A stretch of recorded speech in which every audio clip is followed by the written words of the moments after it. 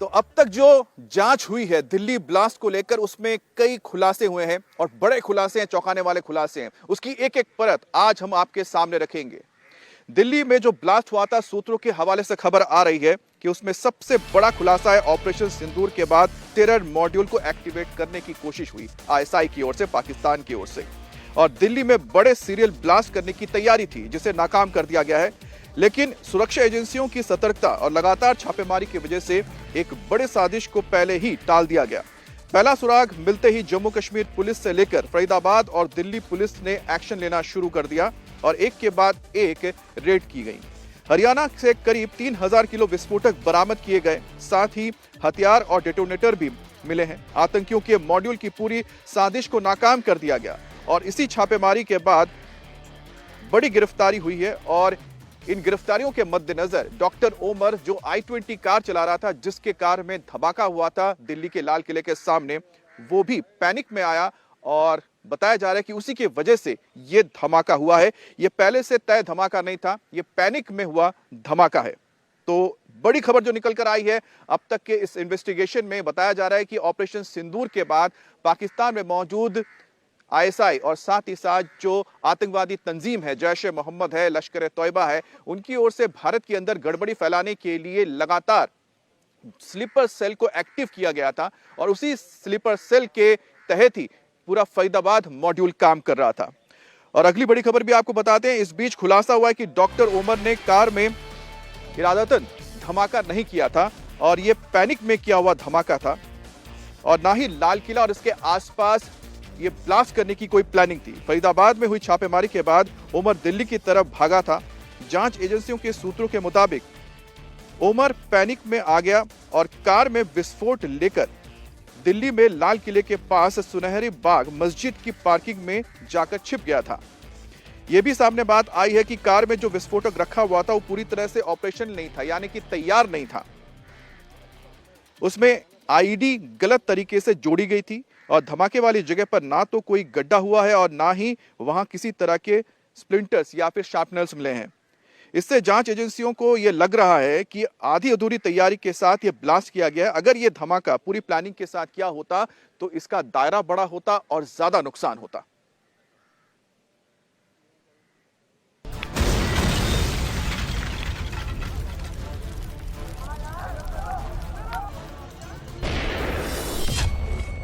Delhi car blast पर बड़ा खुलासा।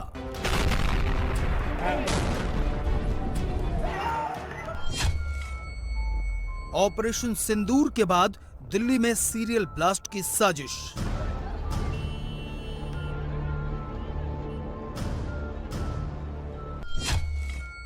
पुलिस की छापेमारी से घबराया उमर दिल्ली भागा और उसकी कार में रखा विस्फोटक फट गया।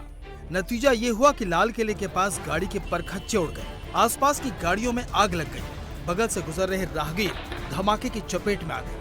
इसके बाद जांच एजेंसियों का एक्शन शुरू हुआ। ऑपरेशन सिंदूर में इंडियन एयरफोर्स और भारतीय सेना ने पाकिस्तान में आतंकी अड्डे तबाह कर दिए थे। 7 मई की रात पहले आतंकी ठिकानों को नेस्तनाबूद किया गया। उसके बाद 10 मई को पाकिस्तानी एयरफोर्स के ठिकानों पर इतनी मिसाइलें गिरी कि आसिम मुनीर और शहबाज शरीफ के होश ठिकाने आ गए। इन हमलों से बौखलाए आतंक के आकाओं ने बदले की प्लानिंग कर डाली। साजिश की शुरुआत जम्मू कश्मीर से इसी साल अक्टूबर में हो चुकी थी, जिसे अंजाम तक पहुंचाने के लिए फरीदाबाद को ठिकाना बनाया गया। लेकिन जम्मू कश्मीर पुलिस और फरीदाबाद पुलिस के ज्वाइंट ऑपरेशन ने आतंकियों में खलबली मचा दी। उमर i20 कार लेकर दिल्ली आ गया। डॉक्टर उमर मोहम्मद जो है, जब उसके कुछ साथी फरीदाबाद में अरेस्ट हुए, उनके पास से बहुत बड़ी क्वांटिटी के अंदर अमोनियम नाइट्रेट विस्फोटक जो है वो बरामद हुआ। उसके बाद इसे अपनी गिरफ्तारी का काफी ज्यादा डर सता रहा था। ये बेहद पैनिक में आ गया था, परेशान हो गया था और इसकी गाड़ी में जितना विस्फोटक बचा हुआ था, जिसमें अमोनियम नाइट्रेट और कुछ फ्यूल था, व्हीकल फ्यूल था, उसको लेकर ये लगातार उनको ठिकाने लगाने की कोशिश कर रहा था। इसको ये डर था कि जब इसके बाकी के साथी तमाम तैयारियों के बावजूद पकड़े जा चुके हैं। हमारी इंटेलिजेंस एजेंसीज ने सबको पकड़ लिया है, इतनी बड़ी रिकवरी कर ली है, तो अब ये भी नहीं बच पाएगा। और इसी वजह से ये जिस तरीके से लाल किले की पार्किंग में इसने काफी देर इंतजार किया, इंतजार करने के बाद इसने जो विस्फोटक था उसे पूरी तरीके से ये आईडी में कन्वर्ट नहीं कर पाया था, यानी कि बॉम्ब पूरी तरीके से तैयार ये नहीं कर पाया था। पैनिक में उसको लेकर ये कहीं ट्रांसपोर्ट करना चाह रहा था, यानी कि उसको ठिकाने लगाना चाह रहा था ताकि ये पुलिस से बच सके। और ये एक्सप्लोजिव इसकी गाड़ी के अंदर है, इसकी बात ये भनक पुलिस को ना लग सके। लाल किले के पास धमाके के 24 घंटे बाद जांच एजेंसियों ने चौंकाने वाले खुलासे किए हैं। अब तक की जांच में पता चला है कि ऑपरेशन सिंदूर के बाद दिल्ली में सीरियल ब्लास्ट की साजिश की गई। फरीदाबाद में छापेमारी के बाद उमर घबरा कर दिल्ली की तरफ भागा। पकड़े जाने के डर से डॉक्टर उमर ने बम को हटाने या फेंकने की कोशिश की, लेकिन डॉक्टर उमर ने इरादतन हमला नहीं किया, बल्कि उसकी कार में अचानक धमाका हो गया। कार में आईडी अधूरी और गलत तरीके से जोड़ी गई थी, इसलिए नुकसान सीमित रहा। ब्लास्ट वाली जगह पर कोई गड्ढा नहीं हुआ। ब्लास्ट की साइड से किसी तरह के छर्रे नहीं मिले। इसका मतलब बम पूरी तरह ऑपरेशनल नहीं था। ये पूरा विस्फोटक जो इनकी पूरी योजना थी, जिस तरीके से पूरी प्लानिंग की गई थी, देश के अलग अलग हिस्सों में पहुंचता और ब्लास्ट होता तो इससे कितना बड़ा नुकसान हो सकता था। यही जो है वो सुरक्षा एजेंसियां और जो खुफिया एजेंसियां वो लगातार कह रही हैं कि जो पूरा नेटवर्क तोड़ने की कोशिश चल रही थी, हो चुका था। 95% काम जो है वो पूरा हो चुका था। एक बड़ी रिकवरी दिल्ली के पास से हुई थी फरीदाबाद, क्योंकि फरीदाबाद उनका कहीं भी जो इन टेररिस्ट का टारगेट नहीं था। निश्चित रूप से दिल्ली, यूपी और देश के अन्य राज्य जो है वो इनके टारगेट पर थे, लेकिन ये पूरा एक्सप्लोसिव पकड़ा गया। लेकिन डॉक्टर उमर मोहम्मद वो लगातार फरार चल रहा था। कल हमने देखा कि जेएनके पुलिस का एक ट्वीट भी आया था कि आप कब तक भागोगे, बकायदा 6:10 पे ये ट्वीट किया गया और 6:52 पर ब्लास्ट जो है वो लाल किले में होता है। इस कार में जितना विस्फोटक रखा था, अगर वो सही तरीके से फट जाता तो नुकसान बहुत बड़ा हो सकता था। लेकिन कार चला रहे उमर को इस बम को ठीक से ऑपरेशनल करने का टाइम नहीं मिला। सुरक्षा एजेंसियों का शिकंजा कसता जा रहा था, इसलिए वो 3 घंटे तक पार्किंग में रहा, वहां से 1 सेकंड के लिए भी नहीं हटा।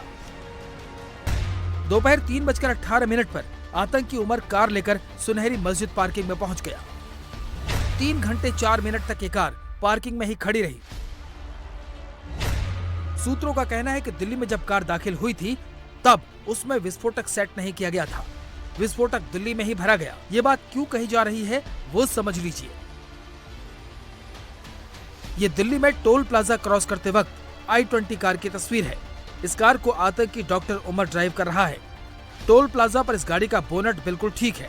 इस गाड़ी की ये दूसरी तस्वीर सुनहरी मस्जिद पार्किंग की है। गाड़ी की ड्राइविंग सीट पर आतंकी उमर ही बैठा है, लेकिन कार का बोनट काफी उठा हुआ दिख रहा है। अंदाजा लगाया जा रहा है कि दिल्ली में एंटर होने के बाद ही गाड़ी के इंजन वाले एरिया में अमोनियम नाइट्रेट फिट किया गया था। सवाल यह है कि क्या फरीदाबाद के अलावा दिल्ली में भी आतंकियों का बारूदी अड्डा मौजूद था, या कार में रखकर ही ये बारूद दिल्ली लाया गया और यहाँ लाकर फिट किया गया। जिस कार में अमोनियम नाइट्रेट फिट किया गया वो कार 6:22 पर सुनहरी मस्जिद पार्किंग से बाहर निकली। धीरे धीरे रेंगती हुई कार लाल किले के पास पहुंची। शाम 6:52 पर लाल किला के पास अचानक धमाका हो गया। चीख पुकार मच गई।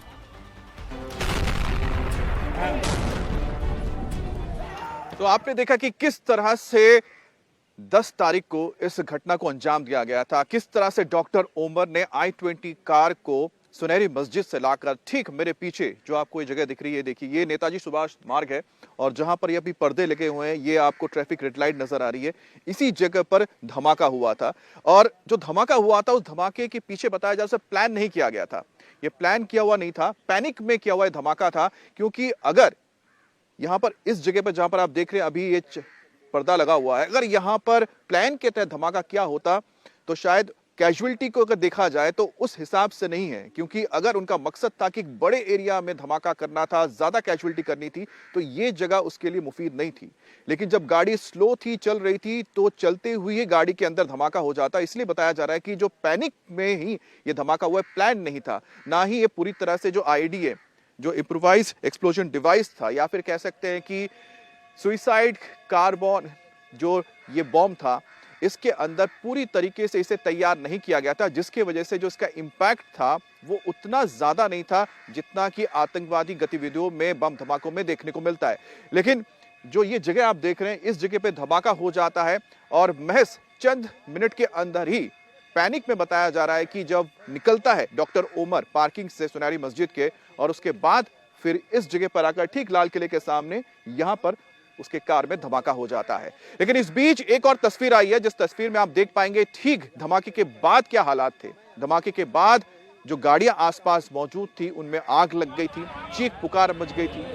पास के ही जो पुलिस चौकी है वहां से जो पुलिस के जवान थे वो निकल कर आए, उन्होंने लोगों की मदद करना शुरू की। जो स्थानीय लोग मौजूद थे उन्होंने मदद करना शुरू की और जो घायल थे उनको हटाया गया और उन घायलों को फिर अस्पताल ले जाया गया। और आसपास आप देखिए जो गाड़ी है उन गाड़ियों के परखच्चे उड़े हुए हैं। जिस गाड़ी में धमाका हुआ था बड़ी मुश्किल से उसको कोई आइडेंटिफाई कर सकता है। उसके ठीक साथ में एक और वैगनार गाड़ी नजर आएगी, उसको भी काफी नुकसान हुआ था। उसके पीछे का जो पूरा बोनट है गायब है और सीएनजी सिलेंडर आपको साफ दिखाई दे रहा होगा। ठीक उसके पीछे एक और गाड़ी है जो डैमेज हुआ है, उसके अंदर भी लोग मौजूद थे। और उसके पास में आपको जो ऑटो या फिर ई रिक्शा नजर आ रही होंगी वो देखिए पूरी तरह से वो तबाह हो चुके हैं। और ठीक उसके पीछे एक डीटीसी बस भी आपको नजर आएगी और ये गनीमत रही कि जो डीटीसी बस है काफी पीछे थी। अगर डीटीसी बस बहुत करीब होती तो आप समझिए कि उसके अंदर सवारियों की तादाद ज्यादा होती है तो और कितना बड़ा नुकसान हो सकता था और ज्यादा कैजुअलिटी हो सकती थी।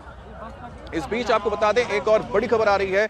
दिल्ली एनसीआर के अंदर और दिल्ली पुलिस की ओर से लगातार अब चेकिंग अभियान चलाया जा रहा है और कोशिश ये की जा रही है कि अगर दिल्ली में भी फरीदाबाद मॉड्यूल के तार हैं या उनके भी अगर कोई कड़ियां मौजूद हैं उनको बाहर निकाला जाए। इसलिए ताबड़तोड़ रेड की जा रही है, अलग अलग जगह पे छापेमारी की जा रही है, तलाशी अभियान चलाया जा रहा है और जो भी गाड़ियां दिल्ली के अंदर इस वक्त दाखिल हो रही हैं उनके ऊपर खास नजर रखी जा रही है। जो गाड़ियां बाहर जा रही उनके ऊपर भी नजर रखी जा रही है।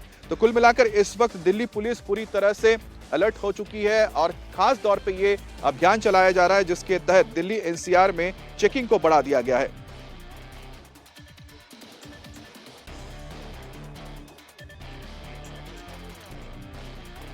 इस वक्त एक और बड़ी खबर आपको बता दें जो दिल्ली ब्लास्ट से जुड़ी हुई है और वो है फरीदाबाद मॉड्यूल के जरिए डॉक्टर शाहीन शहीद, जिनके बारे में जानकारी मिली थी जो इस वक्त पुलिस की हिरासत में है। कई बड़े खुलासे किए हैं। अब डॉक्टर शाहीन शाहीद हैं लखनऊ की और उन्होंने बड़ा खुलासा किया है। उनका जो भाई है परवेज, डॉक्टर परवेज, वो भी इस मॉड्यूल का हिस्सा था। तो धीरे धीरे देखिए ये पूरा का पूरा जो एक स्लीपर सेल का डॉक्टर मॉड्यूल है और बड़ा होता जा रहा है। इसके अंदर और कई लोगों के नाम आते जा रहे हैं। पुलिस ने डॉक्टर शाहीन शहीद के भाई डॉक्टर परवेज को हिरासत में ले लिया है। यूपी एटीएस और जम्मू कश्मीर पुलिस कल लखनऊ में मौजूद थी और उसे हिरासत में ले लिया गया है। इससे पहले परवेज से घर पर करीब 5 घंटे तक पूछताछ हुई थी, जिसके बाद पुलिस ने उसे अपने साथ ले जाने का फैसला किया और पुलिस ने आखिरकार उसे डिटेन किया है। अब तक यूपी एटीएस समेत कई एजेंसीज की ओर से डॉक्टर परवेज को इंटरोगेट किया गया है, उनसे पूछताछ की गई है। और साथ ही खबर आ रही है कि परवेज अंसारी ने इंटीग्रल यूनिवर्सिटी से कुछ दिन पहले रिजाइन कर दिया था, जिसकी भी जांच अभी की जा रही है। तो डॉक्टर शाहीन शाहीद जो इस फरीदाबाद मॉड्यूल का हिस्सा है और साथ ही बताया जा रहा है कि जैश ए मोहम्मद के विमेन विंग की हेड है, मुखिया है, जो महिलाओं को रिक्रूट कर रही थी जैश ए मोहम्मद में, उसका जो भाई है डॉक्टर परवेज वो भी अब पुलिस की हिरासत में आ चुका है। इस वक्त की एक और बड़ी खबर हम आपको बता दें कि कल से जो लगातार जांच चल रही थी उसमें एफएसएल की जो टीम है आज रिपोर्ट सौंप सकती है, क्योंकि उसके पास कई सारे ऐसे सबूत लगे हैं जिसके जरिए इस ब्लास्ट की गुत्थी को सुलझाया जा सकता है। उम्मीद की जा रही है कि आज शाम को इस मामले में फॉरेंसिक रिपोर्ट आ जाएगी और ये दूसरी और फॉरेंसिक टीम दिल्ली में ब्लास्ट साइट को लेकर लगातार जो छानबीन कर रही थी, वहां 2 जिंदा कारतूस मिले हैं। इसके अलावा ब्लास्ट वाली जगह से फॉरेंसिक टीम ने 2 तरह के एक्सप्लोजिव्स के निशान पाए हैं, यानी कि 2 तरह के एक्सप्लोजिव्स का इस्तेमाल किया गया है, जिसमें एक अमोनियम नाइट्रेट बताया जा रहा है और दूसरे केमिकल के बारे में फिलहाल कोई जानकारी नहीं है। लेकिन जो रिपोर्ट आएगी तो उसमें क्लियर हो जाएगा कि आखिरकार ये दूसरा जो केमिकल इस्तेमाल किया गया था इस ब्लास्ट को अंजाम देने के लिए वो क्या है। जिंदा कारतूस,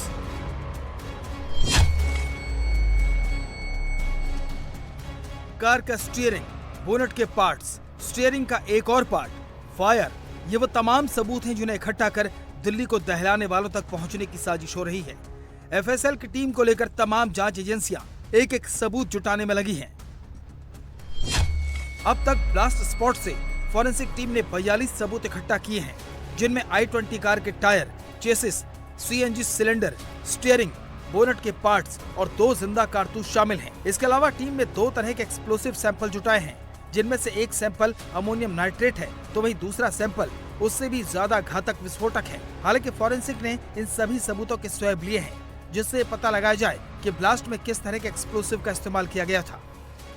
मेट्रो स्टेशन का गेट नंबर 1 है, वहां से तमाम एग्जिबिट्स जो है वो फॉरेंसिक साइंस लैब के एक्सपर्ट्स की टीम ने जो है कलेक्ट किए थे, जिसके बाद वो दिल्ली पुलिस को हैंडओवर किए और अब दिल्ली पुलिस की तरफ से ऑफिशियली हैंडओवर हुआ है वो पूरा तमाम सैंपल्स। और इसमें 2 बात जानकर जो है बड़ी हैरानी हो रही है। एक तो ये कि 2 जिंदा कारतूस जो हैं वो धमाके वाली जगह से पुलिस को बरामद हुए, एफएसएल की टीम को बरामद हुए। और इसके अलावा एफएसएल ने जो तमाम एग्जिबिट्स कलेक्ट किए, जिसमें सबसे अहम बात यह है कि जो अमोनियम नाइट्रेट होने की संभावनाएं जताई जा रही थी, उसको लेकर कहीं ना कहीं पुष्टि होती दिख रही है। पहली बात, जो दूसरे विस्फोटक का सैंपल पुलिस ने जो एफएसएल की टीम ने जब्त किया, वो अमोनियम नाइट्रेट से भी ज्यादा खतरनाक और घातक है। इस बात की जो है पुष्टि हमारे सोर्सेज ने की है।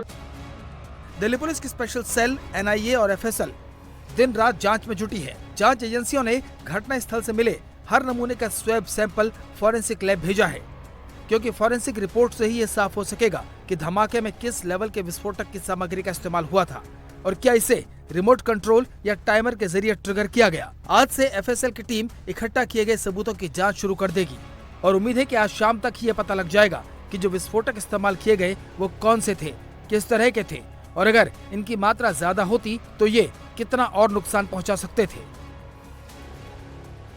तो अब सबसे बड़ा यहाँ पर मुद्दा ये निकलकर सामने आया है कि जो एक्सप्लोजन हुआ था, जो विस्फोट हुआ था, मेरे पीछे आप जो देख रहे हैं जिस जगह पे धमाका हुआ था, आखिरकार उस ब्लास्ट में क्या इस्तेमाल किया गया था। अमोनियम नाइट्रेट एक ऐसा केमिकल है जिसका लगातार जिक्र किया जा रहा है कि हो सकता है कि उसके जरिए धमाका किया गया हो, क्योंकि जिस तरह का यह धमाका था उस धमाके में शॉक वेव्स ने काम किया था। इसलिए इस पूरे इलाके की आप देख सकते हैं, इस इलाके में जो मौजूद है 200 मीटर के दायरे में, 250 मीटर के दायरे में कई जगहों पर जो शीशे थे टूट गए थे, काफी दूर तक इसकी आवाज सुनाई दी थी।